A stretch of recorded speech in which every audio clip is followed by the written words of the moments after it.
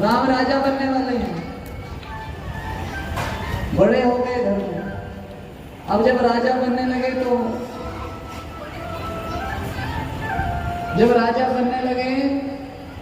तो देवताओं में हलचल मच गई कि ये तो कुछ और करने गए तुम्हारा, ये अगर राजा बन गए तो कुछ और ही हो जाए।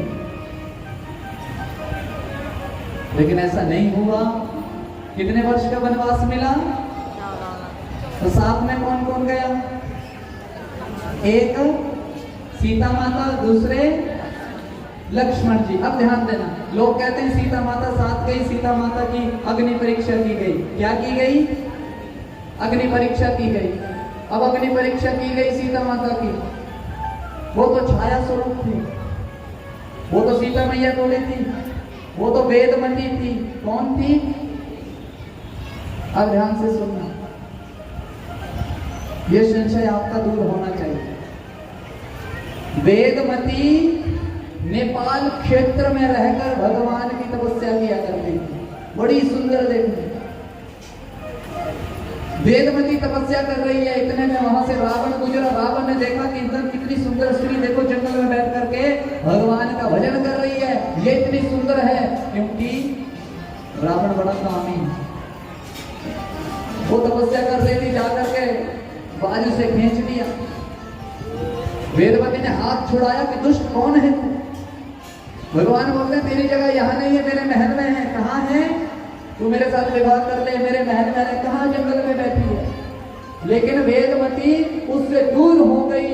लेकिन रावण ने कहा कि तू अजी ऐसे नहीं मानेगी तो मैं किसी भी तरह से तुझे लेकर ही जाऊंगा। तो वेदमती के बाल पकड़ लिए। किसने? रावण ने वेदमती के बाल पकड़ लिए। जब बाल पकड़े तो वेदमती ने बड़ा यत्न किया उन बालों को छुड़ाने का। बालों को नहीं छुड़ा सकी। रावण जोर जोर से हंसने लगा। लेकिन जब भी आप नेपाल जाएंगे तो भूखरी का रिवाज है, एक चाकू साथ में रखते हैं, तो उसके भी बगल में चाकू बड़ा हुआ था। वेदमती ने चाकू निकाला और अपने बालों को ही काट डाला। आधे बाल रावण के हाथ में और बाकी, और वहीं पर अदृश्य हो गई। और जाते जाते कह गई कि रावण यही बाल तेरी मौत का कारण बनेंगे। रावण ने सारे ऋषि मुनि बुला लिए और उनको कहा कि ये बाल मेरी मौत का कारण बनेंगे, अर्थात ये बाल खून मांग रहे हैं। सब ऋषियों ने अपने हाथ काटे और एक घड़ा लाया और खून से वो घड़ा भर दिया। उन बालों को उस घड़े में डाल दिया। ऋषियों ने मंत्रोच्चारण करके उस घड़े को बंद कर दिया और कहा कि रावण, ये ऐसी धरती पर दबाना जिस धरती पर भी इसको तू दबाएगा वहां क्या पड़ जाएगा? अकाल पड़ जाएगा। तो वो कौन सी धरती पर दबाया? नेपाल की धरती में दबाया। किसके राज्य में? राजा जनक के राज्य में जाकर दबाया। जब अकाल पड़ा तो हल चलाने लगे सोने का। कौन? राजा जब हल चलाने लगे तो हल का जो चोंच होती है ना, उसको कहते हैं सीतु संस्कृत में। सीतु वो जाकर के उस घड़े में फंसा। जब बोध कर देगा तो घड़े से कौन निकली? कौन? बोली सीता मैया की। ये वही वेदमती सीता बनकर आई है। जिसको रावण चुरा कर ले गया था वो सीता मैया नहीं थी, वो छाया स्वरूप वेदमती थी। अब वो वेदमती अग्नि में जाती तभी तो असली वाली आती। ये बात हमें समझनी पड़ेगी। बोले शंकर भगवान की।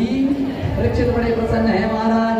अब बोला अब ठाकुर जी की बारी है, ठाकुर जी आने वाले हैं। बोले कृष्ण कन्हैया लाल की। सब तैयार हैं? हम भी तैयार हैं झोली लेकर।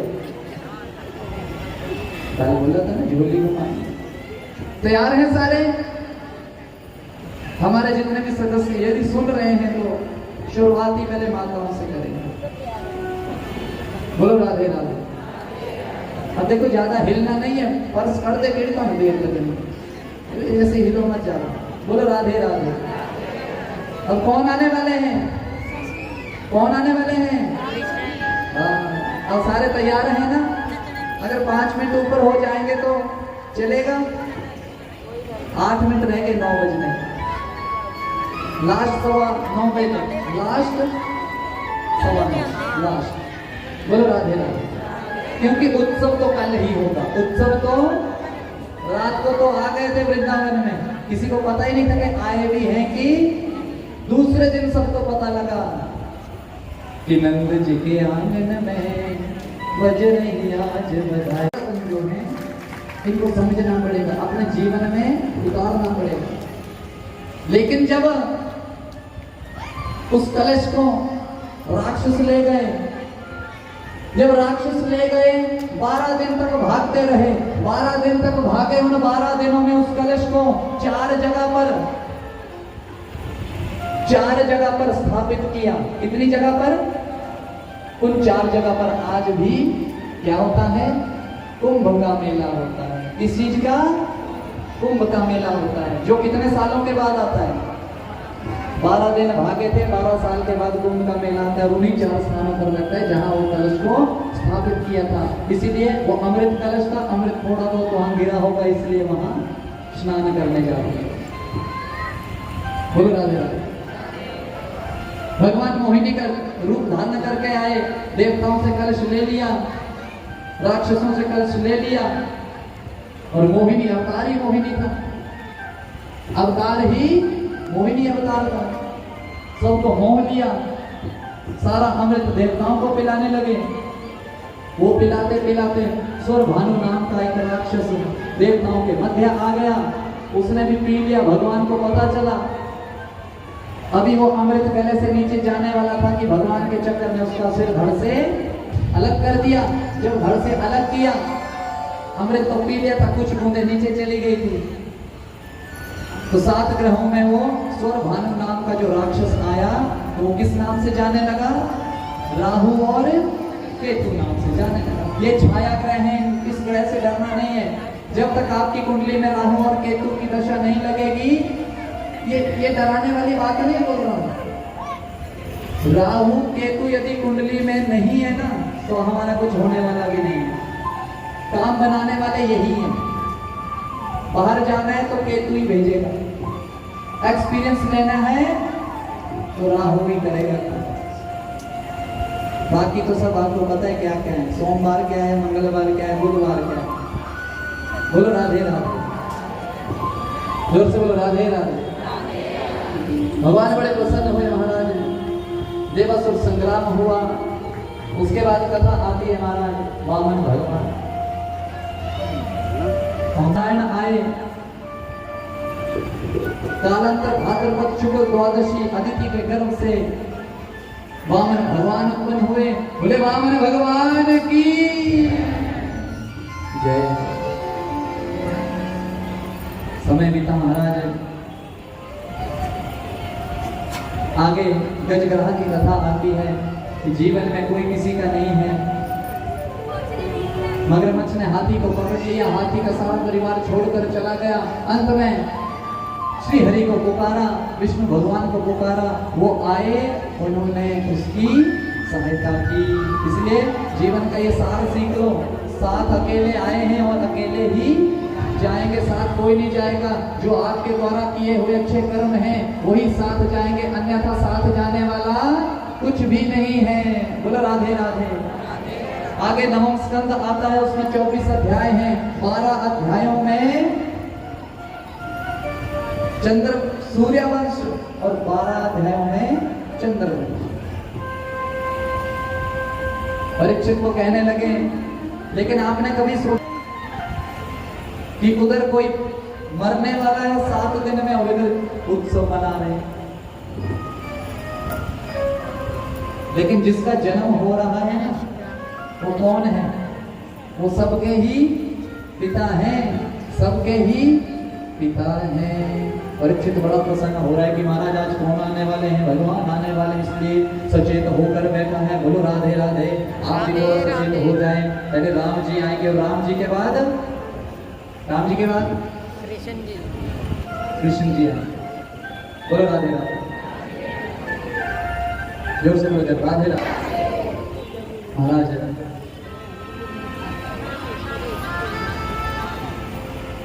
ब्रह्मा जी के मरीचि हुए, मरीचि के कश्यप, कश्यप के विवस्वान, उनके सूर्य, और विवस्वान से ही ये सूर्य वंश चला। क्या चला? सूर्य वंश। श्रद्धादेव मनु इनके 10 पुत्र हुए। इन्हीं के वंश में नाभाग हुए और नाभाग के अमरीश हुए। अमरीश जो कि भगवान विष्णु के बड़े भारी भक्त थे, एकादशी का व्रत किया करते थे। एक क्षत्र सम्राट होने के बाद भी भगवान की सेवा स्वयं करते थे। उनके लिए भोजन भी स्वयं बनाते थे, उनके लिए हर कार्य स्वयं किया करते थे। बोलो राधे राधे।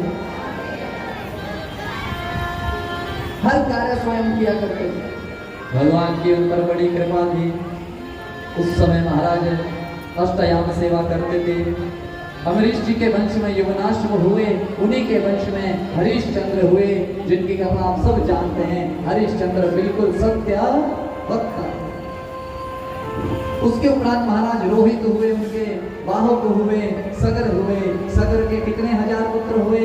60,000 पुत्र हुए। वही 60,000 पुत्र जब हुए, अश्वमेध यज्ञ का घोड़ा चुरा लिया इंद्र ने, कपिल भगवान के आश्रम में जाकर बांध दिया।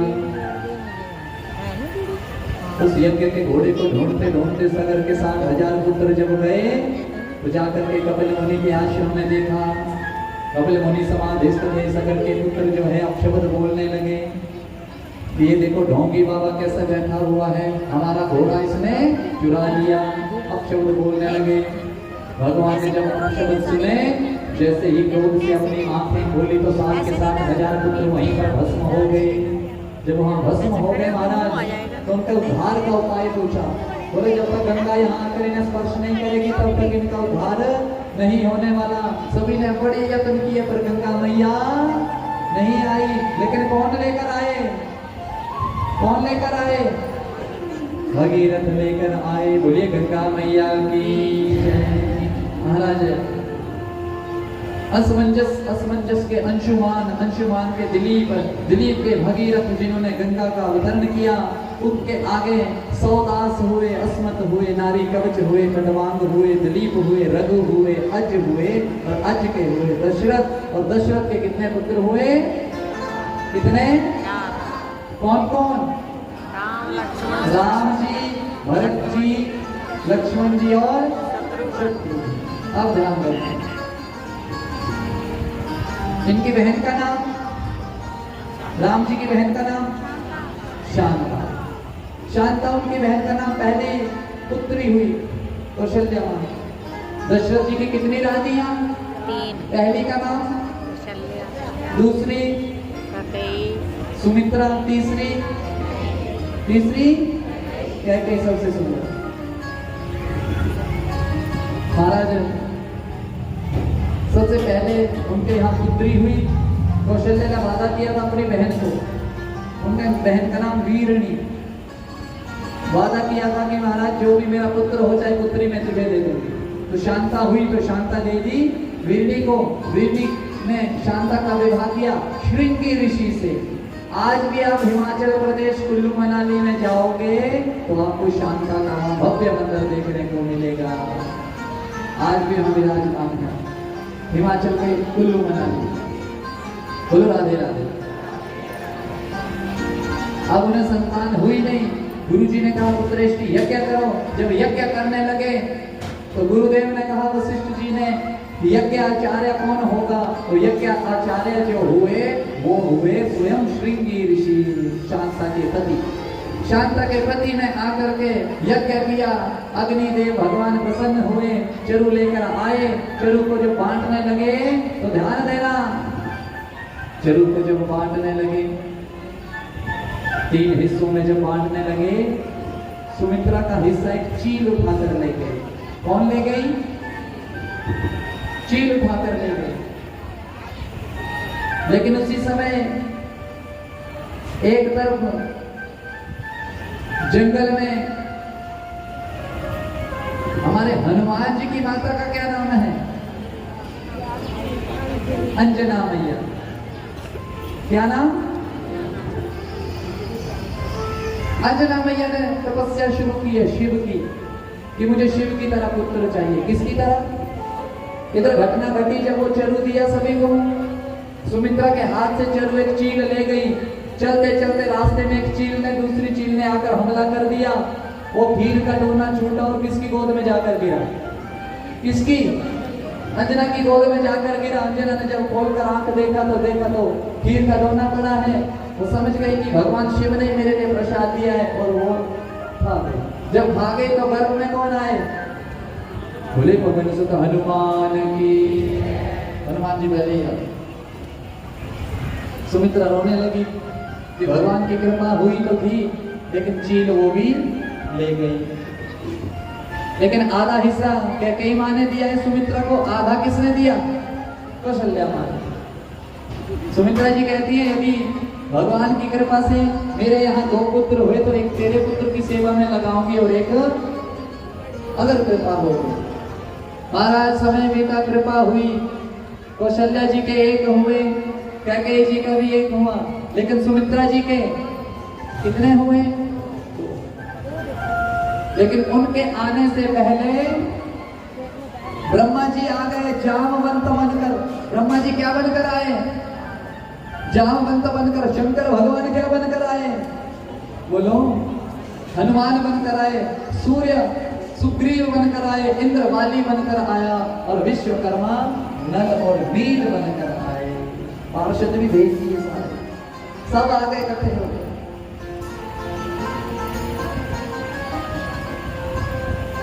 सब खुशी मनाने लगे। महाराज जब 4 भैया हो गए, श्रृंगी ऋषि ने यज्ञ किया, पुत्रेष्टि यज्ञ हुआ। संत कहते हैं कि जोग लग्न ग्रह वार तिथि सकल भरे अनुकूल, चर अरु अचर सब हर्ष विद राम जन्म सुख हो। चारों ओर खुशियां होने लगी। महाराज चैत्र मास शुक्ल पक्ष 9वीं तिथि दिन के 12 बजे मेरे भगवान का प्रकट उत्सव हुआ है। बोले राजा रामचंद्र महाराज की। प्रगटे हैं चारों भैया। कितने? पीछे वाले बोलो जरा। आपने कथाएं सुनी है? 8 बच्चे हुए। कंस ने कितनों को मारा? कितनों को? 6 को मार दिया। सबको पता है, जोरदार तालियां। अब आपको पता है पहले कंस कौन था? पहले जन्म में कौन था कंस? आपको पता है? अब ध्यान से सुनो। और वो जो 6 बालक मारे गए वो कौन थे? ये बात आपको सुननी बड़ी जरूरी है। आपने पीछे एक कथा सुनी हिरण्याक्ष और हिरण्यकश्यप की। किसकी? हिरण्याक्ष और हिरण्यकश्यप। उनके तीसरे भाई का नाम था कालनेमी। क्या नाम था? जोर से बोलो, क्या नाम? कालनेमी। कालनेमी के 6 पुत्र। वो 6 के 6 पुत्र प्रहलाद को देकर किसके भक्त हो गए? किसके भक्त हो गए? विष्णु भगवान के। जैसे प्रहलाद बैठ करके भगवान नाम संकीर्तन करता, वैसे ही कालनेमी के 6 के 6 पुत्र संकीर्तन करते। एक दिन हिरण्यकश्यप आया, उसने देखा कि प्रहलाद के साथ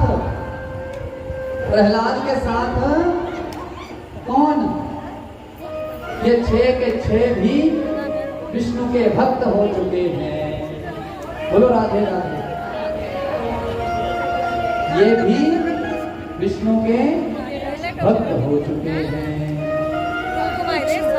तो हिरण्यकश्यप ने उन 6 के 6 पुत्रों को शापित कर दिया कि आप 6 के 6 पुत्र मेरे दुश्मन का भजन कर रहे हैं। जाओ, आप 6 के 6 पुत्र किसके द्वारा मारे जाएंगे? अपने ही पिता के द्वारा मारे जाओगे। तो अगले जन्म में वही कालनेमी कंस बनकर आया और कालनेमी के जो 6 पुत्र थे वही देव। कंस एक बार घूमता हुआ उधर से गया तो अंदर से प्रकाश आने लगा। क्या आने लगा? जब प्रकाश आने लगा महाराज, तो कंस समझ गया कि इस देवकी के चेहरे पर इतना तेज पहले नहीं था। इसके चेहरे पर तेज आ चुका है। इसका मतलब है कि कौन आने वाला है? वही अष्टम गर्भ आने वाला है जो मुझे मारेगा। किसी ने भगवान से पूछा कि महाराज आप जेल में क्यों? और इतनी काली रात में, दिन को होते 8 बजे ही हो जाते, जरूरी 12 बजाने थे। और इतनी अंधेरी रात थी कि आदमी अपना हाथ भी नहीं देख सकता था। भगवान कहते हैं बस यही तो मैं समझाना चाहता हूँ, जीवन में कभी ऐसी अवस्था आ जाए कि कुछ भी ना दिखे, यहाँ तक कि अपना हाथ भी ना दिखे, तो मुझे याद कर लो, मैं उसी समय आ जाऊंगा। बस मैं आ गया। बोलो राधे राधे। महाराज देव की मां इतनी देदीप्यमान हो रही है महाराज, मौसम सुहाना हो गया है, वो हवा भी महाराज ऐसी आ रही है जैसे पैगाम लेकर आ रही है कि कृष्ण आ गया है। देव की लंबी सांस ले रही है, लेकिन क्या घटना घटी? घटना ऐसी घटी, उसी समय मेरे बांके बिहारी मेरे ठाकुर जी माता ने चतुर्भुज लेकर प्रकट हो गए। दोनों पति पत्नी स्तुति करने लगे, बोले विष्णु भगवान की, बोले मैया अब मैं आपका पुत्र बनकर आने वाला हूं। बोलो राधे राधे। बोला महाराज चक्कर लेकर आए हैं। क्या लेकर आए हैं? तो भगवान कहते हैं कि बस आ तो गया हूं, कंस को आने तो अभी मार दूंगा मैं। बोलो मैया अभी मार दूंगा, आने दो उसको।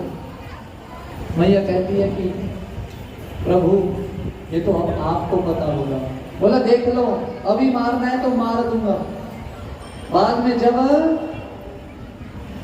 क्योंकि मां कह रही है कि प्रार्थना तो हम कि आप क्या बनकर आओ, क्या बनकर आओ, हमारे पुत्र बनकर आओ। लेकिन आप तो इतने बड़े बनकर आए, आप तो पिता बनकर आए हैं महाराज, ये चक्कर साथ में लेकर आए हैं, तो महाराज गोद में कैसे रखें? भगवान ने बोला गोद में तो बाद में आऊंगा, पहले उस कंस को निपट लेता, उसी को मार दो। यदि मैया मैं गोद में आ गया, छोटा बालक बन गया, तो फिर मैं आपको बचा नहीं सकता, इसलिए सोच लो अभी। बोला नहीं महाराज आप चिंता मत करो, अब आप आ गए तो हमें किस बात की चिंता। तो भगवान की स्तुति की है, भगवान की स्तुति की। भगवान ने बोला कि आप चिंता मत करो।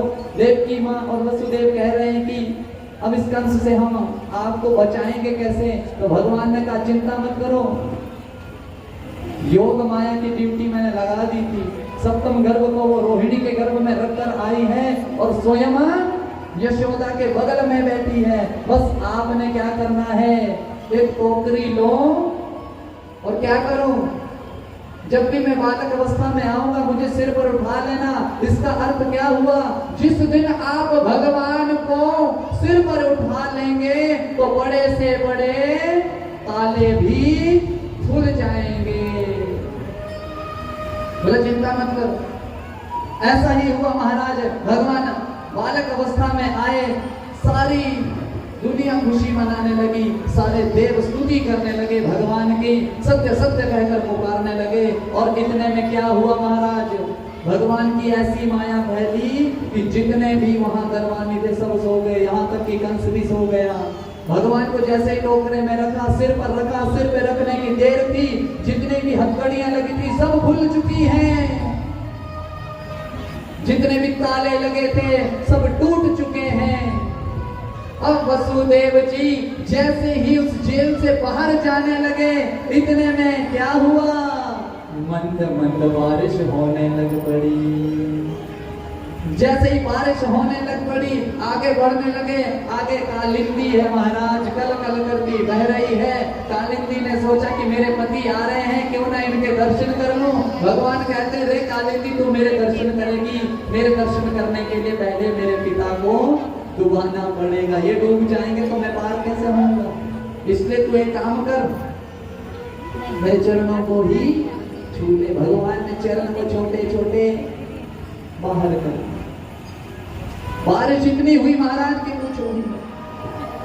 कालिंदी इतनी बढ़ती गई, यमुना इतनी बढ़ती गई कि गले गले तक उनके पानी पहुंच गया वसुदेव जी के। फिर भी वो चलते रहे, चलते रहे, चलते रहे महाराज।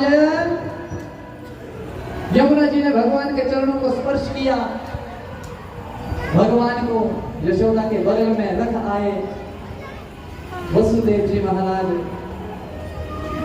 और महाराज नंद भवन में जो भगवान को रखा, योग माया को लेकर आए। कंस को बताया गया कि अष्टम जो है कन्या हुई है। तो कन्या को भी जब मारने लगा तो भी कन्या को मारने के लिए पटका ही था, वो तो योग माया थी। वो योग माया तुरंत हाथ से छूटी है और अष्ट रूपी अष्ट भुजाधारी बनकर प्रकट हुई है। और कंस को कहने लगे कि तुझे मारने वाला आ चुका है। और उधर महाराज यशोदा मैया सोई थी, सब अचेत पड़े थे। अब हम भी दर्शन करेंगे, किसके?